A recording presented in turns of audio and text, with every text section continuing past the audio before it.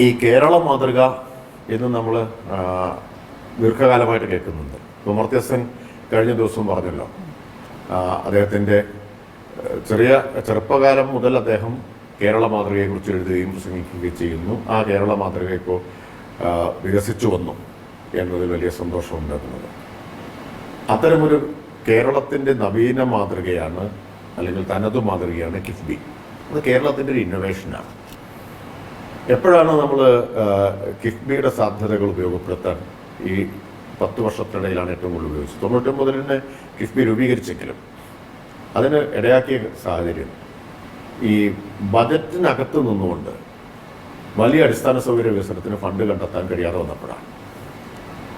കേന്ദ്ര സർക്കാർ അടിച്ചേൽപ്പിച്ച FRBM act പോലെ, physical responsibility and budgetary management act പോലുള്ള നിയമനിർമ്മാണങ്ങൾ, ഇപ്പോൾ ഫിസിക്കൽ ഡെഫിസിറ്റ്, ധനക്കമ്മി ഒരു നിശ്ചിത, ഇപ്പോൾ സംസ്ഥാന ആഭ്യന്തര വരുമാനത്തിൻ്റെ 3% എന്നാണ്, അത് നിർത്തണം തുടങ്ങിയ വ്യവസ്ഥകളെല്ലാം വന്നപ്പോൾ അതിനെ മറികടന്നുകൊണ്ട് വലിയ തോതിലുള്ള മൂലധന നിക്ഷേപം, അടിസ്ഥാന സൗകര്യ വികസനം, അതിനുവേണ്ടി നാം കണ്ടെത്തിയൊരു നൂതന മാതൃകയാണ് കിഫ്ബി.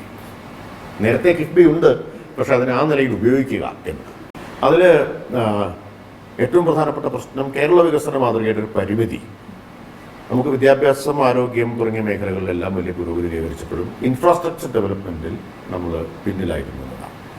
അതില്ലെങ്കിൽ സാമ്പത്തിക വളർച്ച ത്വരിതപ്പെടുത്താനും അതുവഴി ഈ സാമൂഹിക നേട്ടങ്ങളെ നിലനിർത്താനും കഴിയില്ല.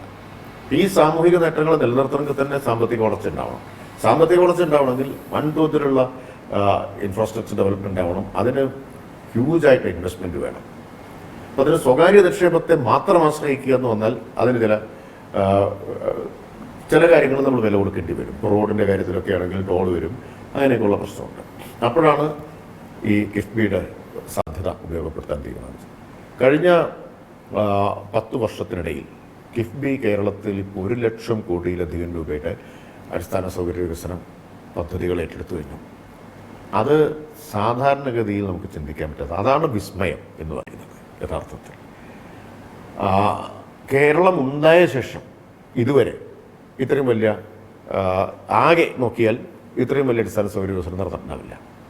ലോകത്തെവിടെയായാലും ഏത് സമയത്തും 24 വാർത്തകളും ഓഗ്മെന്റഡ് റിയാലിറ്റി പാക്കേജുകളും എക്സ്പ്ലെയിനറുകളും വിശദമായി കാണാൻ ഞങ്ങളുടെ യൂട്യൂബ് ചാനൽ നിങ്ങൾക്ക് സബ്സ്ക്രൈബ് ചെയ്യാം.